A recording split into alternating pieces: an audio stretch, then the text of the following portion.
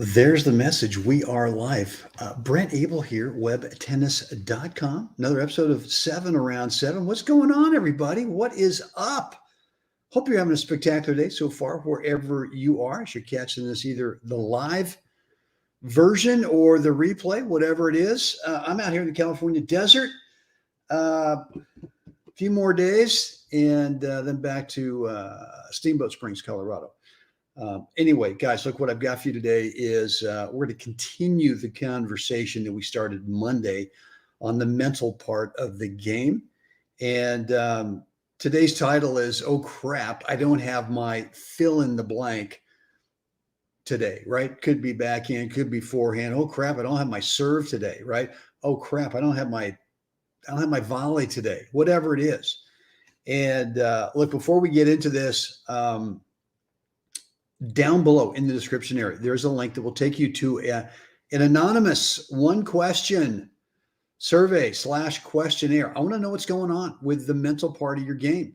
What's your number one question? What's your number one concern? What's the number one thing mentally that if you felt like if you could get organized with that, man, not only would you play consistently at your highest skill level, at least give you a shot every time you go out there, play at your best skill level, but maybe even start to move up that skill level ladder a little bit, knowing that or accepting the reality that the mental part of the game is you've got to be organized with it. You just have to be. And look, I fought it forever. Back in the day when I was starting to learn to really play some competitive stuff, I was a mess. I'll be the first guy to admit I was a total, complete, and utter mental midget mess. Ooh, that's a little alliteration right there. Kind of like that. Anyway, and in terms of throwing rackets and screaming and yelling and just being just an idiot, drawing way too much attention to myself. And it was all about excuse making, right? It's all about trying to show the world, oh man, in practice, I'm so much better. This is ridiculous. I don't know what's going on. Oh, it must be that car that's honking over there. It must be this, must be that. I don't know.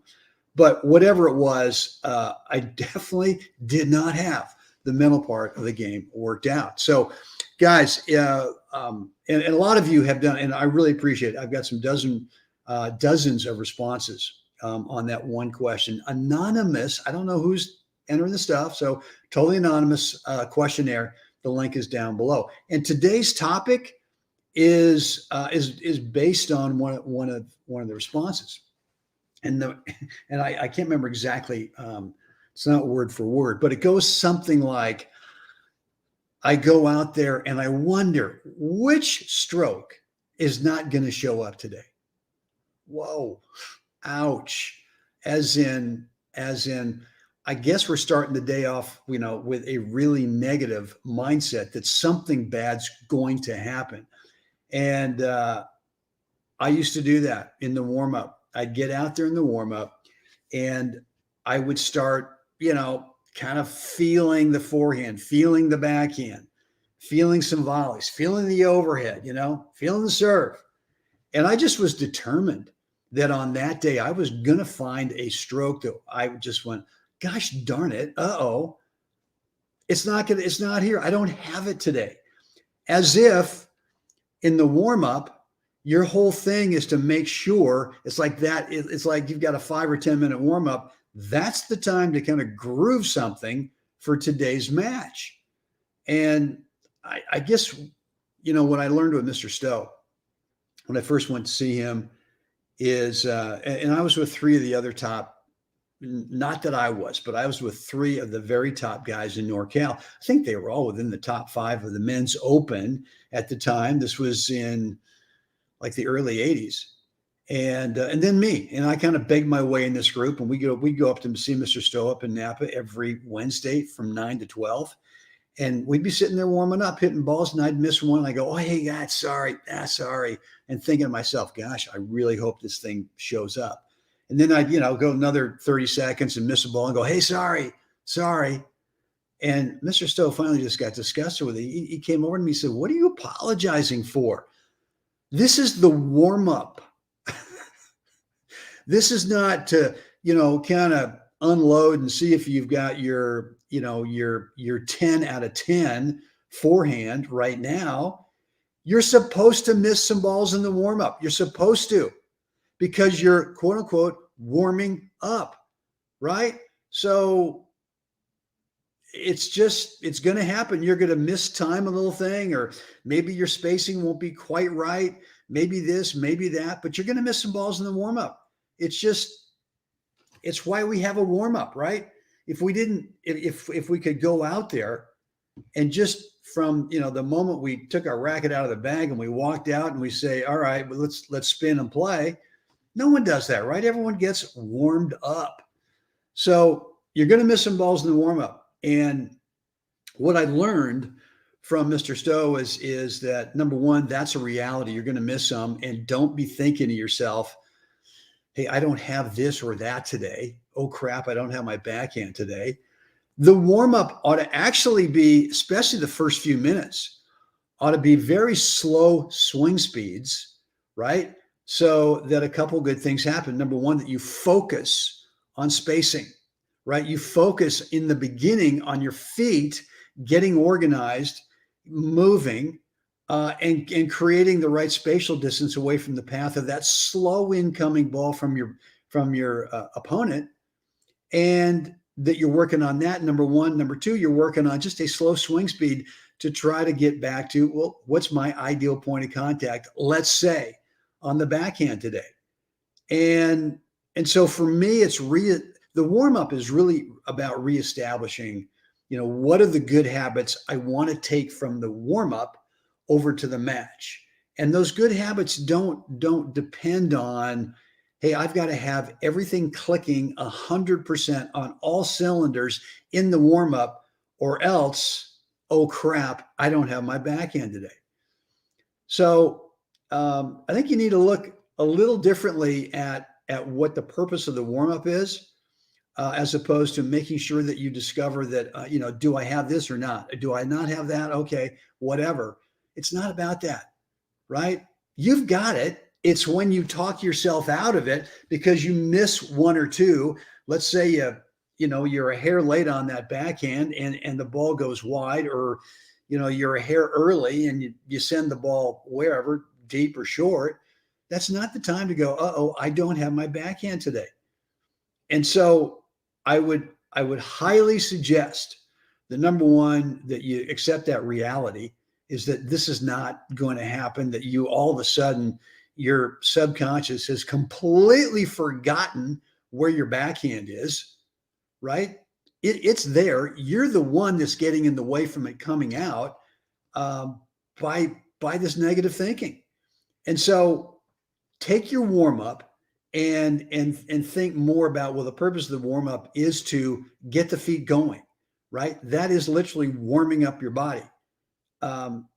It is about getting the feet going to create the right spatial distance away from the path of the ball. That's why I love the short court warm-up, right? A lot of people think it's kind of wimpy, but I go, well, wait a minute. For me, in the short court warm-up, when we're just tapping balls back and forth to each other from the service line, is I'm working my feet, and I'm making sure that I've got the right spacing going.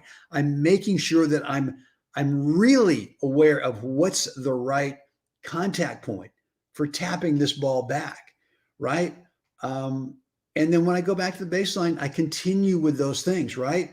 I'm not looking for, do I have my 100% backhand right now, 3 minutes into the warm-up? I know it's going to be there, but it might not be there if I'm not really focused on the fundamentals. Gosh darn, I had a thought I wanted, as I was telling you, that it's gone. Anyway, I know what I was going to say. Look, if you're playing a tournament match, if you're playing a league match, as opposed to, hey, just going out, I'm going to work out with my buddy, we're going to practice today, or maybe we're going to play a couple sets. Okay. But for a tournament match or a league match, I'm going to make sure that if my match is scheduled for 2:00, that I'm on a court somewhere. Maybe I can't get a court there at the tournament site or the club wherever we're playing, or the facility wherever we're playing the league match, but somewhere I'm going to get out for about half an hour before I play, and I'm going to crack a sweat. I'm going to get out there and move the feet, crack a sweat. For me, what that does is it helps me bust through any kind of nerves I might have. I mean, I'll probably bring a little something to the party once the match starts, but I want to make sure that I've gotten out there and I've, kind of shaken out the nerves, any kind of tension. And look, the 30 minutes before, I'm not worried about if my backhand's going to show up. All I'm really thinking about is, can I kind of get a little lather going? Can I kind of crack a sweat and get going and kind of bust through whatever it is, nerves or anxiety or tension, or maybe I just showed up from work, right? I hear this a lot from guys. God dang, I got this stressful job and I show up and, my mind is somewhere. Okay, well, my suggestion would be leave the office or the workplace 30 minutes sooner so you don't show up all frazzled and you got to jump out of the car and then you go running over to the court and you're probably 2 minutes late for that, and you go in your bag and you realize, I forgot this today or I forgot that today, and now you've already started off in kind of a frazzled mindset. Show up half an hour early. Even if you can't get on the court, do some shadow swings, do some footwork, do something. Anything you can do to start, even if you can't crack a sweat, do something to where you start to transfer your mind from work, from family stuff, whatever it is, so that you've got a little time to be able to start to settle down and get your mind for that warm up right in the match. Again, whether it's a practice match or the real deal. So I used to do it. And thank goodness for Mr. Stowe telling me, what are you talking about? This is the warm-up. You're supposed to miss some balls. Stop it. Okay, I'm sorry. Didn't really want to get on his bad side. He could kind of work you a little bit. Anyway, that's it for me today, guys. Look, I'm putting the final details on this brand new course that I've got for you, which is the mental thing. And really, for me, it's all about, I'm really focused on how do we take that feeling, that good feeling that we've got in practice, and transfer it over to the real deal. And again, the real deal could be a tournament, could be a league match, but it could be a serious practice match, right? You guys are going to play 2 out of 3 sets. Maybe you've decided today, even if one of us wins the first 2 sets, we're playing a third. Great. But it's a competitive situation, even though it's not going to be made public on the internet, right? And I want to help you get into that match set or that match play mindset. What I'm calling the match play magic trifecta might be a little hypey, but there's 3 things that I do during the point that help me not be nervous, not be tight, not be tense, and get that feeling of confidence, right? Not cockiness, but confidence, and being able to take that from one point to the next point to the next point. And I'm gonna tee up for you what I do, and what I think will work the same for you. It's not like a light switch. You go over the wall and flip it on and boom, now you've got it, right? All this stuff takes work. And it's really about creating 3 habits during the point. And so that you can play without having to consciously manufacture stroke technique, not consciously having to manufacture pattern play, any of this stuff. Because I think we would all agree that when you can play from your subconscious, unconsciously, we just play with that great feeling that we get more often in practice than we do sometimes in the real deal. And I want to show you, teach you how to do that, or at least tell you what I do that I think would be worth the time for you to put in the work. And we're not talking about, for the rest of your life trying to figure this stuff out. We're talking about creating some habits that the work is worth doing. So again, not a quick fix, but you're not going to have to slog through hours of video to try to cherry pick. Well, which is the stuff I can actually make tangible and work on. So anyway, tomorrow, look for that. Look for the announcement for that course. Guys, two things. What's on your mind? Down below in the comments area, let me know. Also in the description area, there's a link that will take you over to a 1-question anonymous questionnaire where I'm asking you, what's the one thing mentally that you are challenged with, that you want to figure out? Let me know. And I guess that's it. Oh, how can I forget? It's time. All of us, wherever you are, we got to get out there. We got to help another human have a spectacular day. Guys, do it. And I'll see you again tomorrow.